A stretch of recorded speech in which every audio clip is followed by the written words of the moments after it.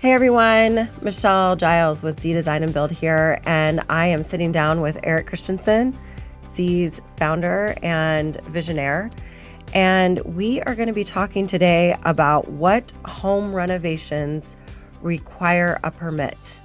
I feel like a lot of people are in the dark about what the permitting process looks like for their homes and what's required and what permits are needed. So Erik is going to kind of shoot it to us straight and give us some information about that. So without further ado, which types of home renovation projects commonly require permit based on your experience? So most, if not all, projects that require permit are going to involve adjusting the layout of the home, adding to the home, adding or deleting bedrooms, bathrooms, you name it. Moving a kitchen from one side of the house to the other kind of stuff. Additions, DADUs, ADUs. New builds. New construction for obviously. sure. Yeah.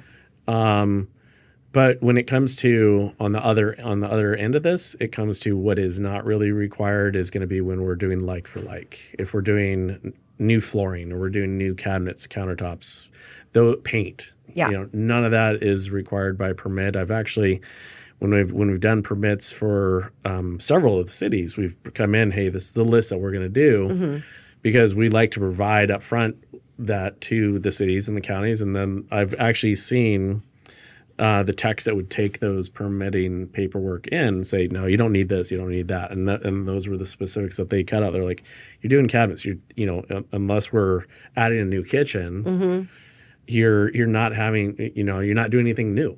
So it's like for like. Yeah, exactly.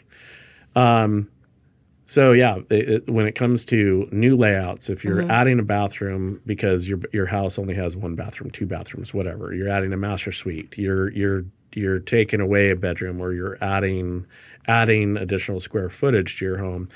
What you really want, and you need that to permit, is that you really want that to be on record. And what that means is you want to have, if you're adding another 600 square feet to your home, you're wanting to note that on record. If you're adding another bathroom, you don't want it to be just a 1 3/4 bath on record, that you're adding another full bath that you want it to be 2 3/4.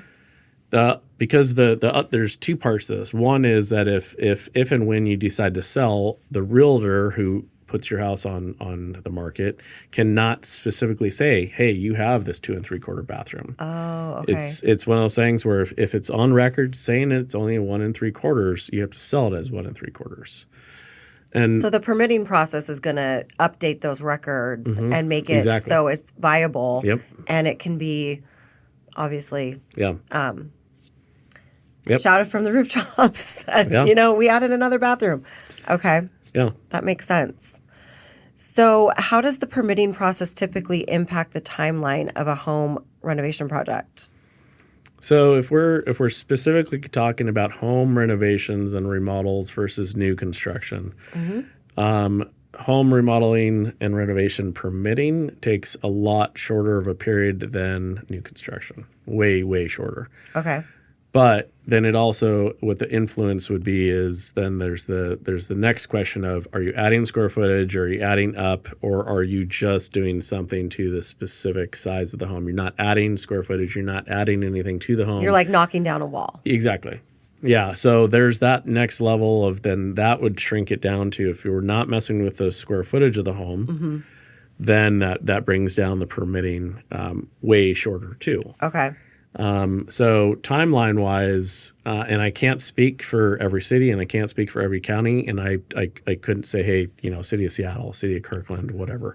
I couldn't speak to those exact timelines, and I don't want to, but I'll also say that from experience, it could be a few weeks when it's over-the-counter kind of permitting, when we're not doing something either structural or we're doing something very simple, comparatively to if we're doing additional square footage to the home. That could be months. That could be 3 months. It could be even up to 6 months. Okay. Maybe even a year. Wow. Whereas new construction could be easily between 6 months and a year, if not longer, depending on the city or the county you're in. Right. Because there's, most specifically, say, city of Seattle, they're doing so much construction nowadays that they can be overloaded. And this goes with other cities too, I'm sure, is that they're technicians that are previewing and reviewing and going through the paperwork that the contractor, the design and build firm, the architect, the engineering firms have provided. They can be overloaded and or just super behind. Yeah. So, so it really depends on what you're going to do. But it's all super. It's part of the schedule, so it's just super easy once we kind of have that process in for the clients too. So that's something you take care of. We can handle up to an extent. We can handle in-house drawings and design, not a problem. But when it comes to structural, when it comes to additions, we then would bring in our engineering teams and our architect partnerships that we work with, because then they are legally and allowable to be able to do those. Okay. I didn't go to school for engineering, and that's why we have partnerships for that. Right. So no, that makes perfect sense. So it just depends, it sounds like, on how the timeline is based on what the permitting is going to look like. Yep, 100%. Okay. So can you highlight any recent changes in local building codes or permit requirements that homeowners should be aware of as they start, a renovation? I know, and I'd have to really touch base with my electrician on this one, but I do know from conversations with them recently, or more recently, probably in the last couple of years, that either the state or cities or counties have required a quick disconnect on the exterior of your homes. So that's a new thing that if we're not touching in the remodels, we're not touching doing new service to the house. We're not, it's been still grandfathered in that you're not having to deal with that kind of stuff. But the case is that I think that as of right now, we're at March 2024, that we have with the city of Seattle, there's ongoing conversations as far as the allowable amount of units, like ADUs, DADUs, additions, or tear down and rebuild with multi-unit buildings. Is that city of Seattle specifically is allowing more units per square foot on properties, again, depending on properties. But at the same time, we have a lot of clients, or a lot of potential clients, that come to us and say, we'd love to kind of do an ADU, and we'd love to do a DADU. We'd love to have that additional space, whether it's for their mother or mother-in-law, or in-laws in general. It's to rent. It's for their own space, their kids, you name it. There's lots of cool features that's what's nice about stuff. I can't speak for like too many other things, because each city and each county and the state in general all have different requirements too. So we're talking Bible thick kind of code books that it can alter, just like Webster's dictionary, adding 300 words per year kind of thing. Yep. Okay. Well, that makes sense. So here's a good question, because I know people like to cut corners sometimes. What are the potential risks or challenges homeowners may face if they proceed with a renovation without obtaining the necessary permits? Man, that is such a great question, and it's something that I'm very passionate about, because we had a client in the last year that we were going to do a DAD. We were going to do a she shed, or an office space for her on her property, and she asked she was like, hey, I want to do some additional items. So the crazy part about it is that as I'm walking through and we're taking a look at her home, I'm noticing items that I, as a general contractor, as my knowledge and just the eye that I have for what we do, was catching a lot of red flags in the home. She had purchased the home, I think, like a year before, just recently purchased it, and I could tell at each step that the previous homeowner had done a lot of work by themselves. Okay. And unfortunately, and not to say that homeowners don't know what they're doing, because I'm a homeowner. That's really not, that's a contradiction here, but it's like the point of that some people, whether it be homeowners, whether it be bad contractors, you name it, should not be doing this kind of work. Right. And so we came across a very large deck that was, 6 feet in the air, and it was her front porch. And I went underneath because she was saying, hey, the deck flexes, the deck moves, and I just want to make sure it's safe. Okay. So due diligence, I went under the deck, looked at it. The ledger board, which is the board that attaches the home, was not properly secured to the home. The brackets that held the joists to the deck from the ledger to the deck, there's no nails in those brackets. So it was completely unsafe. It was so unsafe that despite this being my first conversation with her, my first meeting with her, I told her, I go, I'm going to give you some estimates. I'm going to give you the pricing of what it's going to cost to do this DADU. And I'm going to also give you a price of what it is to fix these items. And I go, just do me a favor, because I'm not going to be able to sleep at night if you do this. Or if I don't say this, I won't be able to sleep at night, is do not have a lot of people on your deck. Like it's I don't know how bad it is, but at the same point, like, you're not going to tell me right now, hey, let me do the work. So I want to be. We have a process. Obviously, you need time to think about it. You know, whatever your budget might be, but priority wise, we need to fix this. It's like an insurance claim almost, or something. I mean, it could have become one. It's even worse than that, to be honest, because it wasn't just a porch; it was a covered porch, and the roof. And I want to make this very, very quote unquote, like, it wasn't a realistic attachment to the house roof.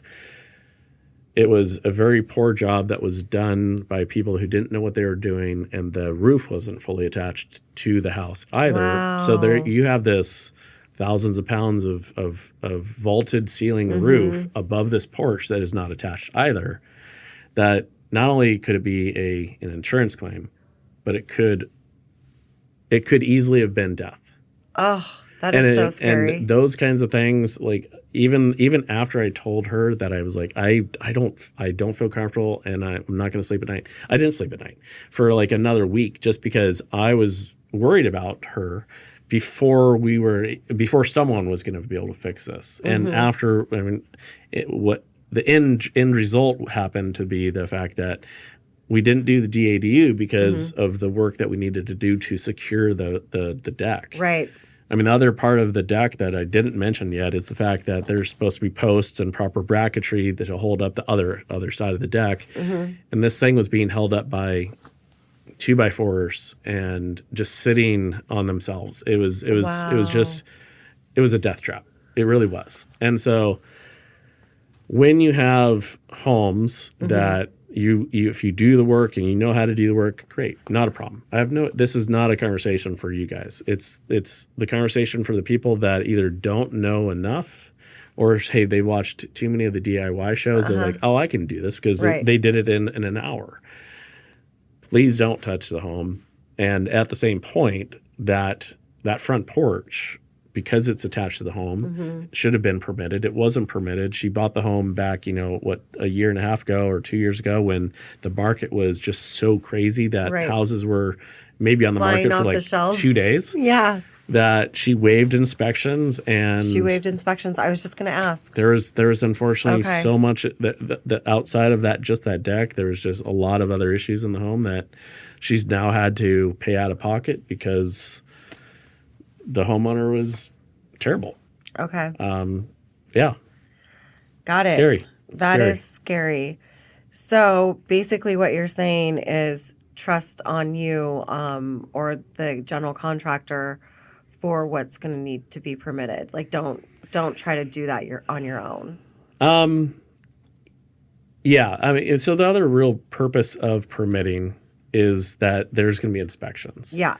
there's going to be city or county or even state inspectors that come out, and they're going to look at the property and they're going to look at the project and make sure it's done right. Right. Sometimes Make sure that it's safe. Even our teams, I mean, everyone's human. No one can be perfect 100% of the time. We try to aspire to that perfection, but I think a lot of people do. That is to say that if an inspector comes out and we've done framing, for instance, and they say, hey, we'd like to see something additional here, not a problem. We do that. And that's the benefit of that inspection, and that inspector is there to make sure that the house is to code, which is protection for the client, it's protection for the home, it's protection for anyone involved with that house. I mean, separate from the framing and all that, it also comes with the fact that there's electrical inspectors, there's plumbing inspectors. You don't want to have a leak in your place because you had a terrible person, or not a terrible person, but a plumber that didn't know their stuff. You want to make sure you have a licensed and experienced and knowledgeable plumber to do work. And again, that goes with the fact that with contractor licenses and the requirements that are needed, that's one of the things that I really am happy to see. But at the same point, then if you don't have a permit, it can't go on record, and if it's not on record, it can be unsafe. And it's just it's separate from that. I don't want to put it as that there's some general contractors, or there's contractors in general, but there's people out there parading around pretending to be contractors that don't have their proper licensing, they don't have their proper business license, or they're shortcutting. Right. And there are several people that I've dealt with in the past, even on homes that I've owned, that called themselves general contractors, that I noticed the shortcuts, I noticed the red flags, and it's those kinds of things where it's scary, because anyone can walk up to a client and say, yeah, we can do this, but you want to make sure it's done right. And that goes back to the inspectors. This is a great segue to my next question. How can homeowners verify if their chosen contractor is knowledgeable about permit requirements and will handle the permitting process effectively? I would say that how can they verify this? That's the kind of the hardship, is that, again, anyone can really get a business license. Right. That's the easy first step. The secondary step is, I think it's more of for protection and knowledge for the potential client to find a general contractor, is asking the right questions. We have a little postcard that we provide for our trade shows that sends out, because even if you don't work with us, we want you to be educational, to ask those same questions to everyone. What are some of those questions? Some of those questions involve verifying with L&I, with verifying with other departments in the state of having a contractor's license. That's part one. Making sure you're bonded, make sure you have insurance, which when we work with our agreements and our contracts with our clients, that's provided to them as well. But it's easily viewable on any website. It's all public information. The other part goes back into a conversation that you're going to have with those contractors, and that pertains to, oh, no, you don't need that. It's these types of things that, if they're trying to kind of divert you away from things that a normal business or a contractor would want you to do, that would be my first red flag. Okay. The ones that are like, oh, we can kind of do it behind the scenes. We don't need to do this. We can get it done. I call it the back of the truck kind of the tools in the back of the truck kind of contractors, which again, not talking bad about contractors, but it's those types of people that go down the street, knock on the door, say, hey, we can do this thing for you. Here's our price, let's bust it out. And then they don't have that knowledge. They don't have that experience. They're trying to cut corners in a way, and it's like, be secretive or Yeah, and that's really the part about it, is it's the red flags. I believe that people have a great ability to feel if it's not a good presence, or feel that this is not a right timing, or that something's off. Yeah. and just at the same time asking those questions. And we can easily post those on our with this video as we do it too. Absolutely. That sums up our little section on permits and what to expect and what not to expect, and some things that you can do to make sure that you are, safe. Erik, thank you. Yeah, I think awesome. that was great information. Appreciate it. Yeah, definitely. And have a good day, everyone. Hope that was helpful.